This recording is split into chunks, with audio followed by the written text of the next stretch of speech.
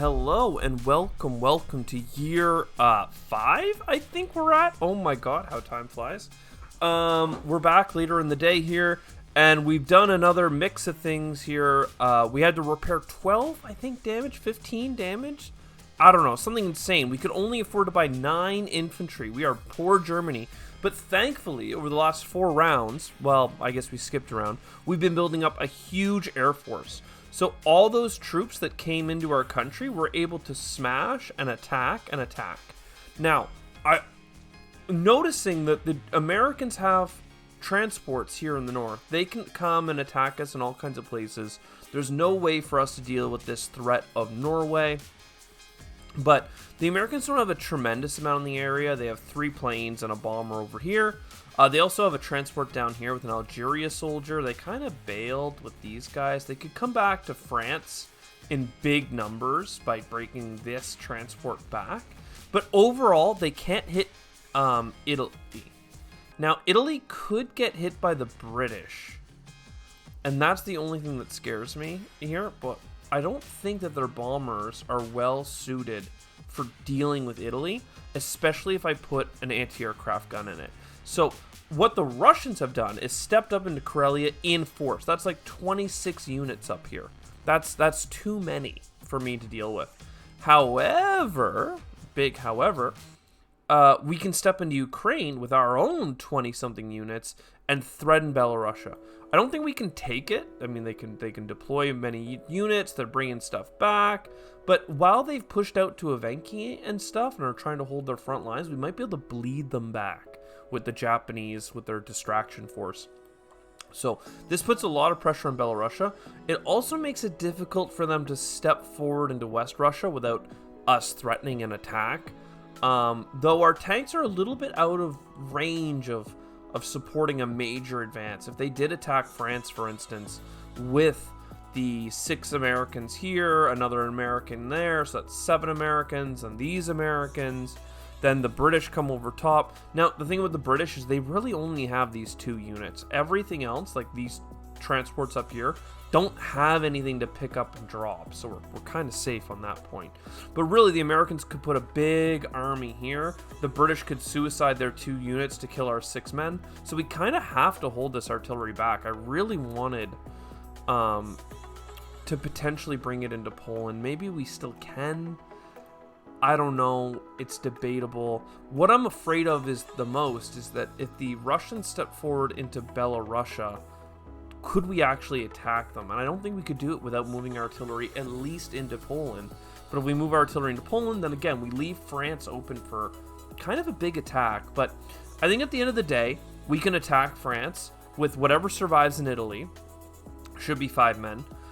And everything that we're dropping here. So 9 men in Germany, plus the Luftwaffe, right? There's a lot of German planes in the area. 7 planes over top of 7 infantry is gonna do some damage. And we get to go before the British. So the Americans can't conquer this land and then have the British land all their planes in it. But the British could conquer it, the Americans could reinforce it, and then the Americans could land their planes in it. Again, I don't think the Americans and British are qualified enough as AI players to coordinate that well. So we're going to take this. This is kind of the best of both worlds, in my opinion. And we don't have anything to do with Libya, because if I sent the bomber down, it would be stuck down there. So this Libyan troop is pretty much dead. But at least the enemy, the allies, have over-invested in Africa, in my opinion. A lot of this material could already be in Europe. And we're thankful for that. So without further ado, we can hit the done button while we think about what we want to do with these extra units in Germany. There's always a threat of them attacking Germany directly as well, I want to mention. They could do it with 2 units, a transport, a battleship and cruiser shot, so they're killing something on the first turn. But the Americans just don't have the air force that the British do to bring into that kind of battle. Also, a lot of these British planes in Russia and Persia are just too far away to be meaningful in a lot of ways. And if the British, I swear to God, if the British attacks me in Ukraine with these 3 planes, these 3 men, and these 6 planes here, and potentially even those bombers, that's good for us. We'll lose our army. That's bad. But the British running out of those planes means that the Japanese can put tremendous pressure on India. It means that the Japanese can put pressure on Russia, and it means that all of this shenanigans happening out here, the Americans just aren't skilled enough to reinforce this Western Front strong enough.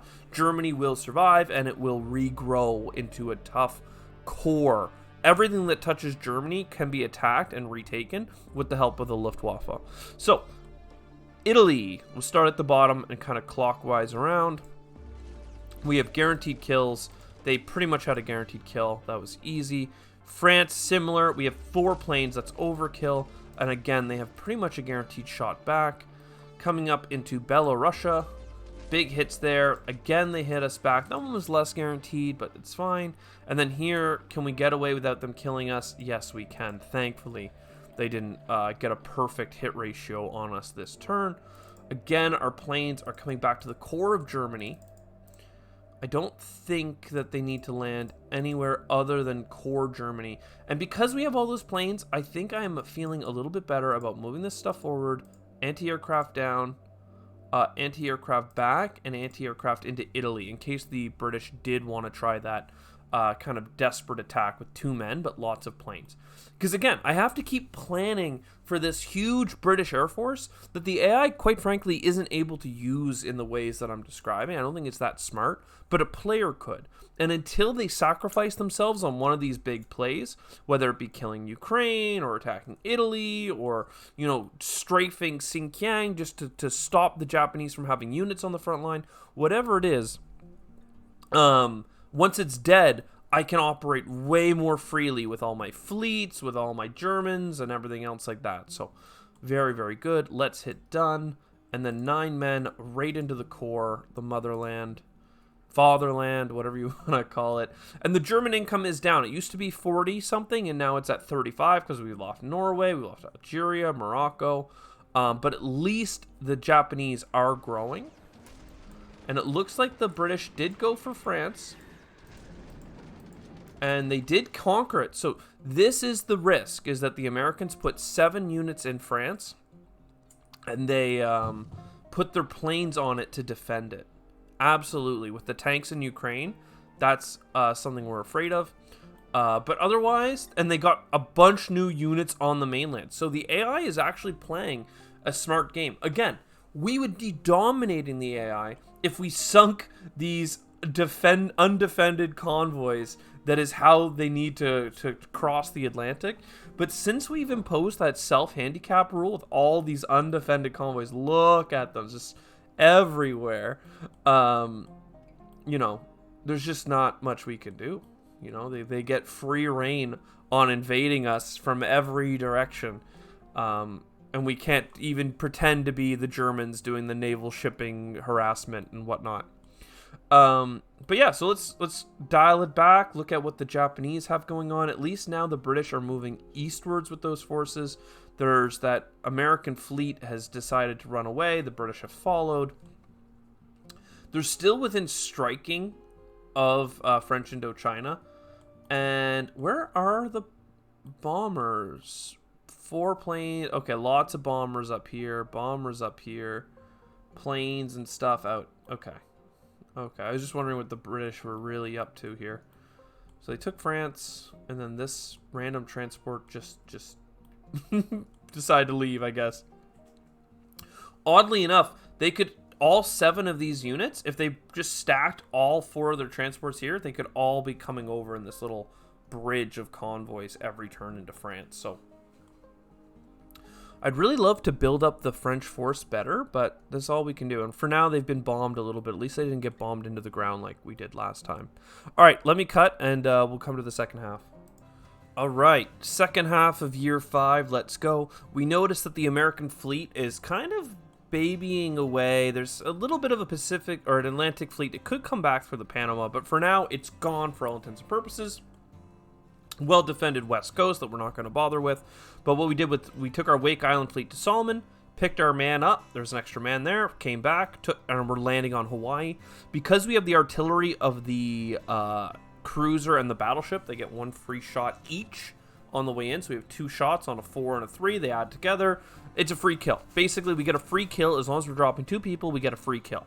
So that means our Air Force is completely open to redirect into Asia until the U.S. deploys people. If we lose a man in Hawaii, it's a little bit awkward because we'll have to take Australia instead of New Zealand, pick a guy up from New Guinea, maybe drop him on Western Sahara, and then backtrack to New Zealand, hoping they don't kill the second one. Because again, we need 2 people to keep the bombards working. So, but there's some pathing that we can do. And they have 2 planes in the area, these American fighters, but that's not enough to mess with us right now. Look at this, man, like so many transports, it's wild. So that's the Pacific Fleet. Conquering Hawaii, no big deal, get some more income, and then hopefully the Australians and stuff. Next, we've got Burma. Going to Burma, we've got bomber support. Unfortunately, these planes don't have the range because they're coming from Wake Island. Burma, 3 men, guaranteed. They'll be able to take it back, which is boo-hoo for us. But soon, we're still building up troops on the island. That's fine. We're slowly marching inward, and I've decided, screw it, we're going to put as much pressure as we can. So we're attacking Kazakh with a plane. We're going to use our artillery and 2 men here. This isn't super efficient. We're going to probably kill 1 guy, get 1 income, and then get blasted away by the British. But there aren't that many British here because they didn't go through Persia last turn. So once they run out of these 2 land troops, all they've got is planes, and that's very expensive to operate without at least some fodder underneath. They also have no way of counterattacking Evenki National Park, so we dropped a lot of people there, including a tank, to really blow this up and then open up Archangel, Vologda, and since Novorossiysk is dead, they literally have no way of counterattacking without blitzing a tank across, which the Russians could do, but again, they don't really have the Air Force, they don't really have the manpower, and they need to protect the Caucasus from this big threat. So because we're threatening Caucasus, now is the turn to shove forward with the Japanese. Xinjiang is going to be the airbase for all this. Then this is Yunnan's going to be a secondary airbase. And if you might have noticed these units to place, we're getting lots of more men in Japan, 4 more. We're going to get 3 more men in Manchuria and start marching them across. But we also invested in another factory.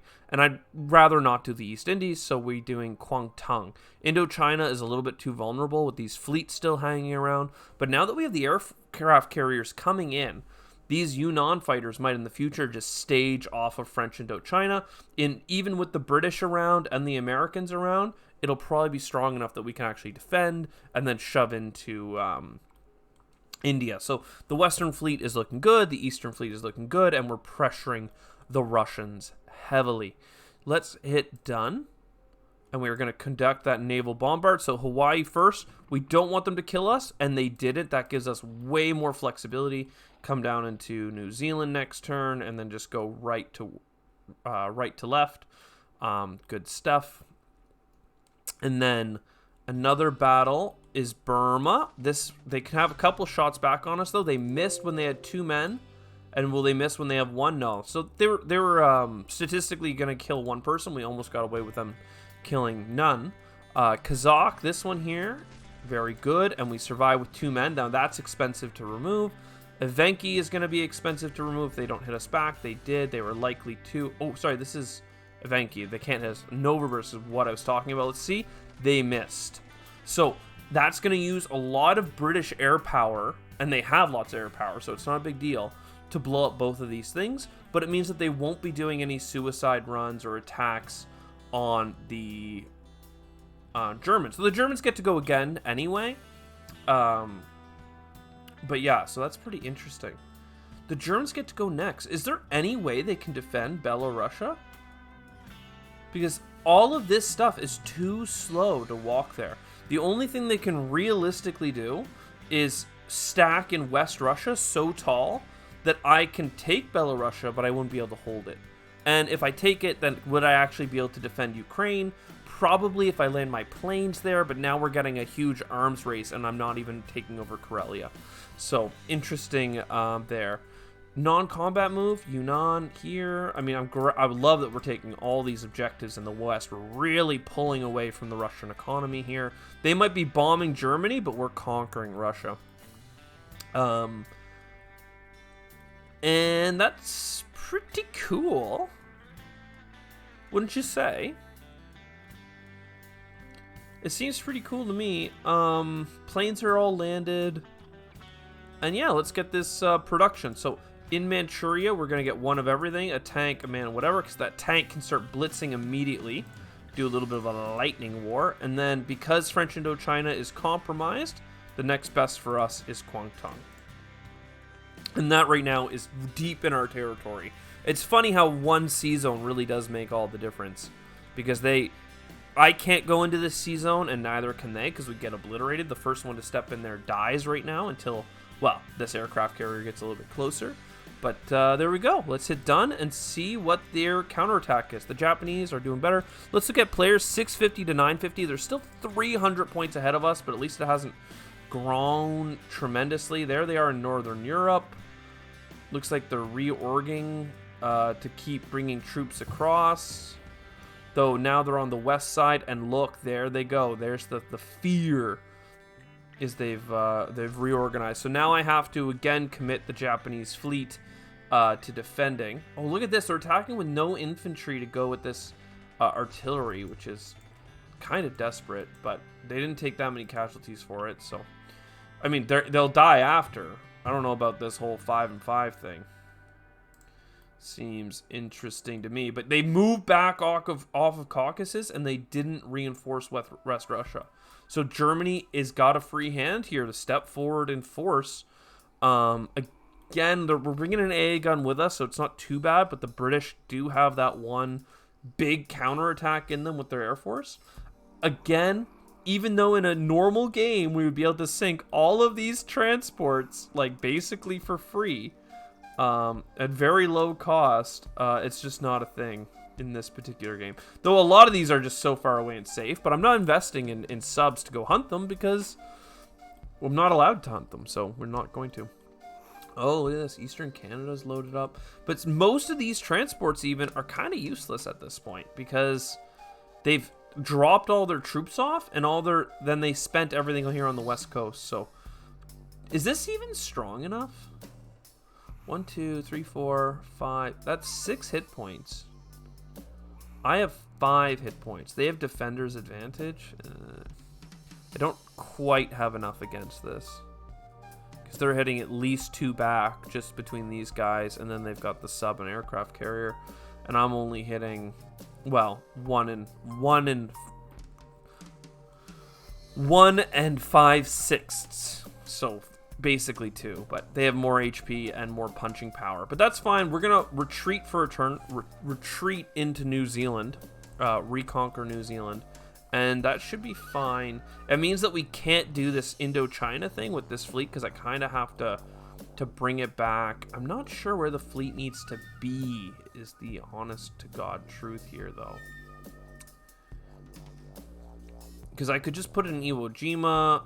I mean, I can land enough planes on it that I can probably stand tall right here in Wake Island, you know, but does that even make sense to do? Go take New Zealand, stand tall in Wake Island with these destroyers. That capital ship is coming around. This destroyer's coming around. I don't know, but at least Germany only got bomb 2, it didn't get bomb 15, so I hope you enjoyed year 5, and we're going to year 6, and I'll see you next time. Ciao for now.